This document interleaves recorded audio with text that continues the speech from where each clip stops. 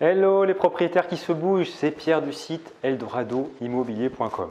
Je suis super heureux de vous retrouver aujourd'hui. Je suis vraiment enthousiaste à l'idée de partager avec vous une synthèse de mes réflexions sur la location saisonnière qui vont vraiment vous permettre de passer un palier supérieur, de vous projeter dans l'avenir sur la base de l'histoire qui s'est passée, de l'analyse des événements récents et de la façon dont se projeter et comment faire pour toujours réussir à engranger toujours plus de revenus grâce à la location saisonnière. Et sans parler de revenus, c'est toujours se faire plus plaisir. Et du coup, régulièrement, mais encore plus aujourd'hui, je me suis posé la question, est-ce que la location saisonnière entre particuliers, en fait entre particuliers, est-ce que c'est l'avenir du tourisme et de l'hospitalité ou est-ce que c'est un épiphénomène qui va être absorbé par de plus grands groupes et on va se retrouver un petit peu lâché en pleine campagne sans qu'il y ait vraiment d'avenir pour se lancer maintenant ou se développer dans la location courte durée. Pour arriver à cette réflexion, je vais vous exposer tout ça, échanger avec vous. N'hésitez pas à me faire part de vos remarques, de vos exemples pour enrichir la discussion. Tout d'abord, ce que je constate, c'est que toutes les conjonctions, toute la constellation des planètes semblent parfaitement alignées pour mettre en avant la location courte durée comme vraiment quelque chose d'avenir qui va se développer encore et pour lesquels on n'en est qu'au balbutiement. Pourquoi est-ce que je ressens ça? Tout d'abord, les gens ont toujours envie de voyager et de plus en plus envie de voyager.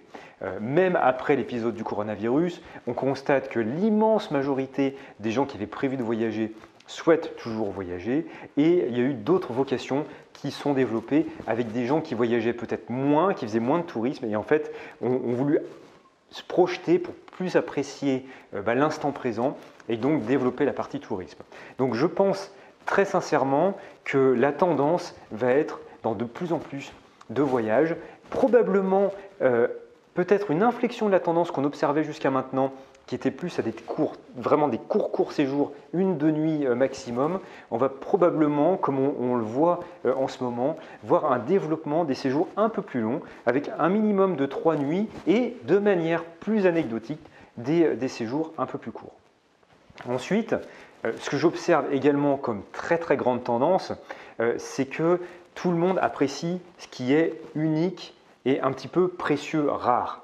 Il y a de moins en moins de gens qui veulent acheter des produits standardisés, que ce soit des plats cuisinés, des choses faites à la chaîne qui viennent de Chine, que ce soit n'importe quel produit manufacturé. Et ça s'applique également pour les séjours et le tourisme.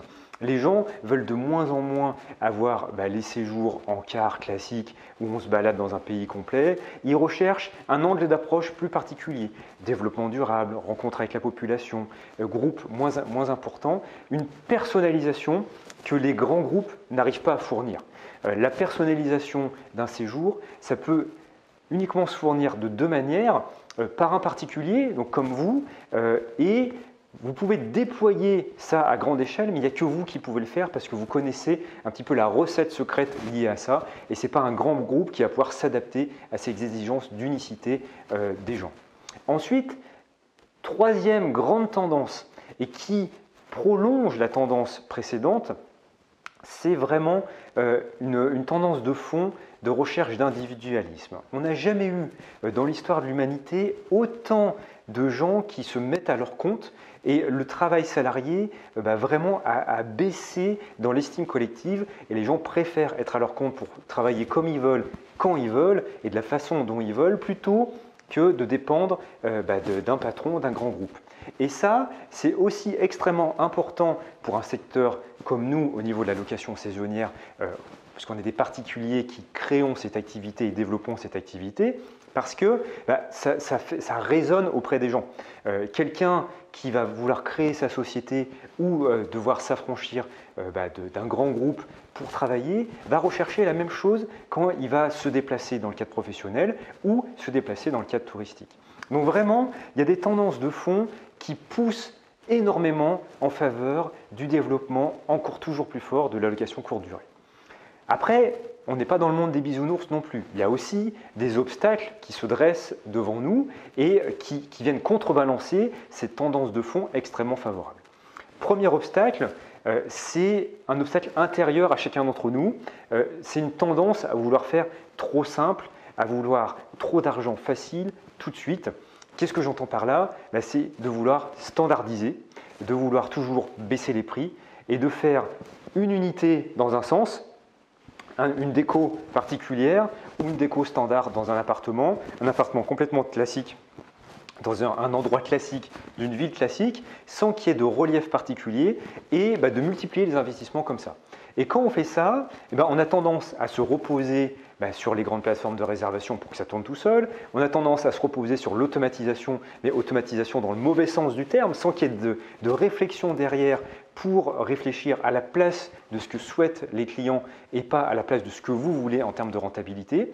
Et du coup, qu'est-ce qui se passe? Au lieu d'avoir une mentalité de vous dire comment est-ce que je peux procurer la meilleure expérience possible aux voyageurs, vous vous dites comment est-ce que je fais pour gagner le plus d'argent possible? Alors qu'en fait, la vraie clé du succès, c'est plus vous apporterez une expérience de voyageur extraordinaire, plus vous gagnerez d'argent de manière induite, sans même vouloir chercher à gagner de l'argent, parce que ça ne fera absolument rien aux gens de dépenser plus pour séjourner chez vous, d'acheter des prestations supplémentaires et de vous recommander auprès de leurs amis. Donc vous allez développer encore plus la location en direct et évidemment vos sources de revenus vont être décuplées. Donc c'est cette façon de vouloir standardiser pour faire au plus simple, au plus rapide, au plus efficace, qui peut fonctionner au début quand vous avez un bien pour vous lancer, mais qui après ne fonctionne plus ou ne fonctionnera plus dans le futur parce que vous allez trouver tout simplement en lutte frontale, soit avec des méga hôtes qui ont des centaines de propriétés, soit avec des grands groupes hôteliers qui investissent dans la location courte durée. Et du coup, vous ne pourrez plus vous distinguer et vous allez probablement disparaître à cause de ça, du fait d'une trop grande dépendance. Cette dépendance, elle se retrouve dans un deuxième obstacle majeur, c'est la dépendance par rapport aux grandes plateformes. Alors, je ne dis pas qu'il faut se passer complètement des grandes plateformes et d'être indépendant à 100% des grandes plateformes.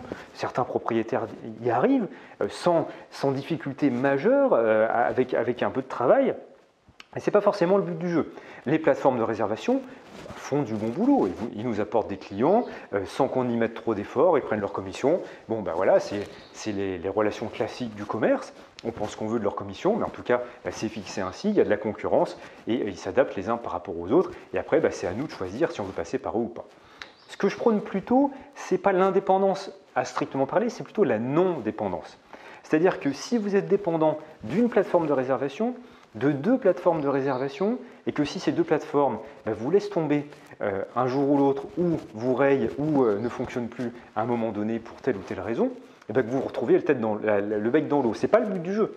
Le but du jeu, c'est que quoi qu'il arrive, vous ayez des sources de réservation complémentaires qui deviennent prioritaires, qui priment sur les plateformes de réservation et qui vous permettent de sécuriser tout ça. On a vu ce qui s'est passé avec notamment Airbnb pendant le coronavirus, où ils ont changé leur politique d'annulation et il y a même eu un moment où ils ne remboursaient pas les locataires. Par contre, vous ne touchez pas les loyers. Et le gros problème quand on est dépendant des plateformes de réservation, ce gros problème, c'est qu'il faut juste prier, on en est réduit là, quand on est propriétaire, il faut prier pour que les intérêts des plateformes de réservation soient alignés avec nos intérêts à nous. Et malheureusement, ce n'est pas toujours le cas, loin de là. Donc c'est vraiment le deuxième frein. Premier frein, c'était un frein plutôt intérieur de vouloir faire trop simple, trop standardisé et donc de se retrouver en lutte frontale avec des groupes hôteliers classiques. Et le deuxième frein, c'est de se reposer trop sur les plateformes de réservation et d'être vulnérable par rapport à leurs desiderata et à leur changement de politique. Ensuite, troisième gros obstacle qui se pose, c'est le lobby hôtelier et la réglementation qui se développe. Pourquoi ça se développe? Pourquoi il y a de plus en plus, ou en tout cas, il y a pas mal de métropoles, notamment qui cherchent à réduire la part de location courte durée dans le parc immobilier global?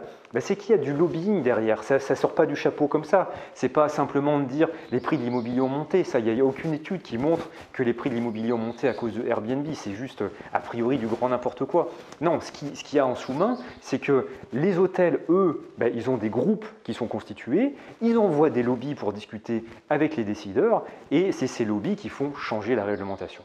Et le gros problème qu'en fait on a au niveau de la location saisonnière, c'est qu'on a une somme de petites individualités dans tous les sens, qui ne se rencontrent pas forcément. Il y a très peu de groupes qui sont créés, à part sur Eldorado Immobilier, où des propriétaires peuvent échanger en secret entre eux, sans que leur petit truc soit dévoilé à l'extérieur, et puissent constituer des groupes de pression. Et ça, pour pouvoir assurer la pérennité de la location saisonnière, c'est quelque chose vraiment de très important pour pouvoir aller lutter contre les lobbies hôteliers et la réglementation qui est à côté.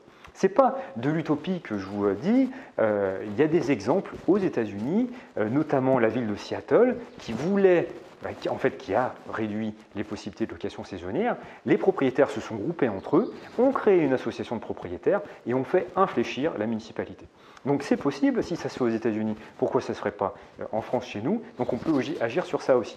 Donc l'aspect réglementation, mais le fait d'être trop fragmenté, ça aussi vous empêche de connaître toutes les bonnes pratiques, les meilleures pratiques au goût du jour, parce qu'on est dans un monde qui change très très vite au niveau de la location saisonnière. Et donc les stratégies, peut-être que vous avez mis en place des stratégies qui fonctionnaient très très bien, et là vous observez que vous avez une baisse de la fréquentation qui n'a rien à voir avec la pandémie.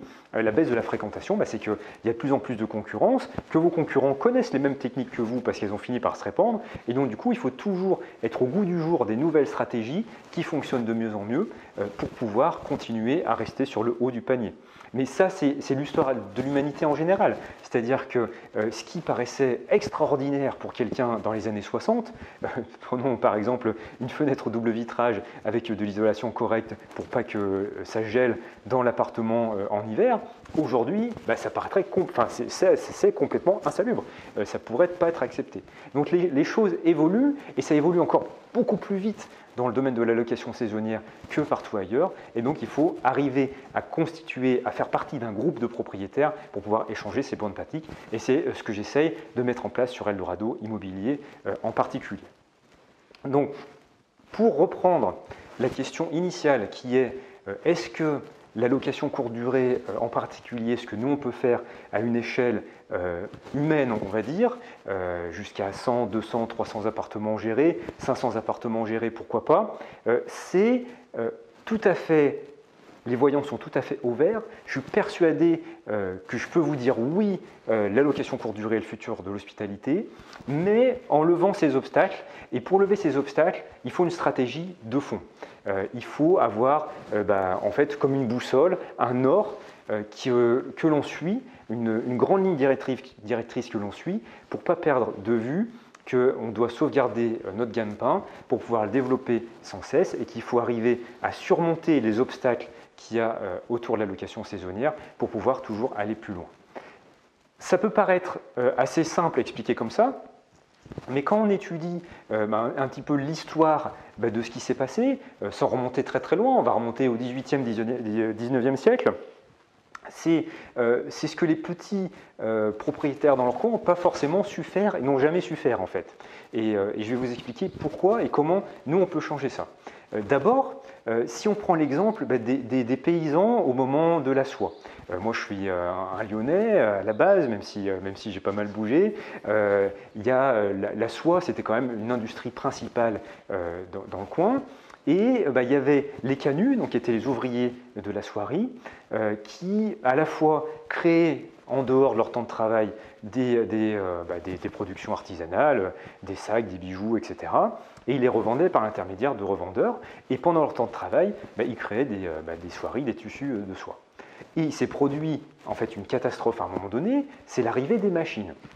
Donc ils ont commencé par créer des groupes entre eux, donc premier élément que je vous expliquais un petit peu avant, ils ont créé des groupes et qu'est-ce qu'ils ont fait? Ils sont révoltés, ça s'appelle la révolte des canuts, et ils ont cherché à tuer tous les propriétaires qui avaient acheté des machines, à mettre tout ça à plat, à brûler les machines, etc.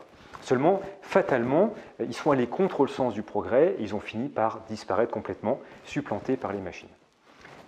Aujourd'hui, est-ce que ça c'est encore possible d'être un petit peu tout seul dans son coin, de faire quelque chose d'artisanal, de professionnel mais d'artisanal, quelque chose que les gens apprécient mais qui ne soit pas fait par des machines reproductives à un niveau énorme, donc gérer des appartements, gérer des maisons. Est-ce que ça existe aujourd'hui sur quelque chose qui fonctionne et qui est pérenne dans le temps?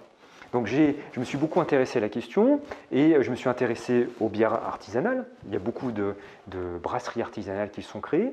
Je me suis intéressé à la spiruline. La spiruline, c'est cette petite algue qui vient d'Afrique et qui est un complément alimentaire fantastique. Il y a beaucoup de petits propriétaires qui ont créé leur ferme à spiruline et qui arrivent à la vendre comme ça et à en vivre. Je me suis intéressé également, voilà, tout ça j'ai visité, je me suis vraiment fait expliquer le processus pour essayer de voir comment l'appliquer à la location courte durée. Il y a eu aussi le verre artisanal qui est fait à Murano et Burano à Venise, où c'est vraiment l'artisan qui apprend et qui peut le vendre derrière un prix tout à fait correct. Il y a les barbiers qui reviennent en force et qui offrent une prestation personnalisée à chaque client pour leur barbe et pour leur moustache. Il y a aussi au niveau du vin, tout ce qui est vin biodynamique. On sort des circuits traditionnels de masse, des productions masse de vin, et c'est du vin biodynamique. C'est à la fois bio, mais aussi utiliser les énergies de la terre. Il y a peu de producteurs qui font ça. Ça reste très artisanal, mais ça marche, ça a des bons débouchés. Le problème de tous ces exemples-là, en fait de tous ces exemples d'artisanat moderne, c'est qu'ils se retrouvent bloqués par un plafond de verre qui est de produire de la quantité. C'est-à-dire que ça va être très très difficile de devenir vraiment riche et indépendant en produisant de la bière artisanale, parce qu'on va être bloqué par la capacité de production et au-delà, on ne peut pas le développer. Et puis il y a les grands groupes qui arrivent derrière et qui s'alignent un peu sur les créneaux et qui nous réduisent un peu à néant. C'est un peu pareil dans tous les secteurs. Et donc, probablement, ces secteurs, il y en a certains qui vont rester, mais ça va rester marginal, ça ne sera pas majoritaire. Mais dans la location saisonnière, c'est complètement différent. Pourquoi? Parce qu'il n'y a jamais eu autant d'entrepreneurs individuels millionnaires aujourd'hui, probablement jamais autant, c'est même sûr, dans toute l'histoire de l'humanité depuis que l'homme existe. Pourquoi? Parce que quand on gère une location saisonnière, en tant qu'entrepreneur individuel, la machine, l'automatisation, le développement à grande échelle, ce n'est pas notre ennemi, au contraire. Il existe des logiciels et des stratégies qui permettent de ne plus rien faire, de tout automatiser et déléguer. Et automatiser et déléguer, ça ne veut pas dire standardiser. Automatiser et déléguer, on peut automatiser et déléguer la personnalisation. Ça fait des années qu'on l'a mis en place, qu'on le fait, et on a des commentaires extrêmement élogieux de la part de nos locataires, et pareil pour tous les membres du cercle privé de Eldorado Immobilier, parce qu'il y a ces petites touches de personnalisation, à la fois dans les logements et dans les stratégies de communication, qui font qu'on peut déployer à grande échelle des locations saisonnières, mais selon un modèle qui nous est propre à chacun. Donc on a la partie individuelle que les clients recherchent, mais aussi on peut le développer grâce à la technologie qui est accessible aujourd'hui. Personne n'est bloqué par la technologie aujourd'hui. Aujourd'hui, tout est accessible et facilement utilisable. Et ça, on peut nous combiner, en tant que propriétaire de location saisonnière, les deux. C'est-à-dire qu'on peut faire du personnalisé à grande échelle, mais maîtrisé uniquement par nous. Et c'est pour ça que je suis intimement persuadé que la location saisonnière a un extrêmement bel avenir devant nous. Mais pour pouvoir y arriver, il faut de la coopération. Il faut créer des groupes de pression entre nous et des groupes de réflexion pour pouvoir faire émerger des stratégies toujours plus performantes pour que quand une stratégie devient obsolète, on ait toujours 2, 3, 4, 5 coups d'avance pour pouvoir constituer la crème de la crème des propriétaires et toujours réussir à louer beaucoup plus que les autres et à faire à la fois concilier rentabilité très très supérieure à la moyenne et aussi qualité de vie qui est aussi ce qu'on recherche quand on fait de la location saisonnière. Ce n'est pas uniquement un patrimoine en tant que tel, mais aussi une qualité de vie qui va derrière. C'est ce que moi je regroupe derrière le terme d'indépendance financière. Ce n'est pas devenir riche pour devenir riche. Finalement, quand on atteint un certain niveau de richesse, ça n'a plus vraiment d'intérêt de pousser plus haut en tant que tel. Ça a un intérêt par rapport à la qualité de vie qu'on recherche derrière. Et ça, c'est propre à chacun. Et la façon dont on communique avec nos clients est propre à chacun aussi. Et ça, on peut vraiment le conserver.